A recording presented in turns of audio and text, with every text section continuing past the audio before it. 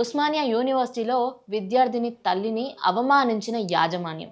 అయితే విద్యార్థిని చూడ్డానికి తన తల్లి రాత్రి వేళ రావడం జరిగింది.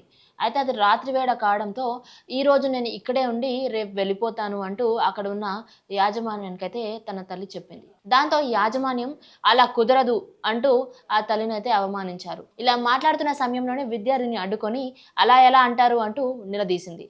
దాంతో కనికరం లేకుండా విద్యార్థినిపై కూడా విరుచుకుపడ్డ యాజమాన్యం.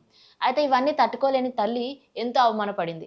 దాంతో ఆ రాత్రి వేళ నుండి ఆ విద్యార్థినితో పాటు తన ఫ్రెండ్స్ అండ్ అక్కడ ఉన్న స్టూడెంట్స్ కూడా నిరసన స్టార్ట్ చేశారు. విద్యార్థిని తల్లికి జరిగిన అవమానానికి యాజమాన్యంపై ఎలాగైనా అధికారులు చర్యలు తీసుకోవాలంటూ నిరసనకైతే దిగారు విద్యార్థినితో తోటి విద్యార్థులు కూడా. అయితే విద్యార్థిని తల్లి రాత్రిపూట రావడంతోనే తను అక్కడ ఉంటానని అడిగింది.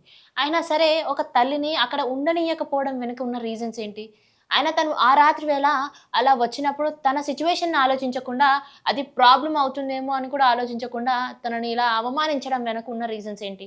అయితే విద్యార్థులందరూ నిరసన చేస్తూ దీనిపైన యాక్షన్ తీసుకుంటేనే గానీ మేమైతే ఇక్కడి నుంచి లేవమంటూ ఉస్మానియా హాస్టల్ ముందు రోడ్ మీదైతే కూర్చొని నిరసన అయితే చేస్తూ ఉన్నారు. అయితే ఈ రోజు పొద్దున జరిగిన అప్డేట్స్ ఏంటంటే వాళ్ళనైతే లోపలికి తీసుకెళ్ళి యాజమాన్యం మాట్లాడడం జరుగుతుందంట. ఈ ఇష్యూ గురించి సంబంధించిన మరిన్ని అప్డేట్స్ కోసం అయితే వ్యూహాన్ని ఫాలో చేయండి.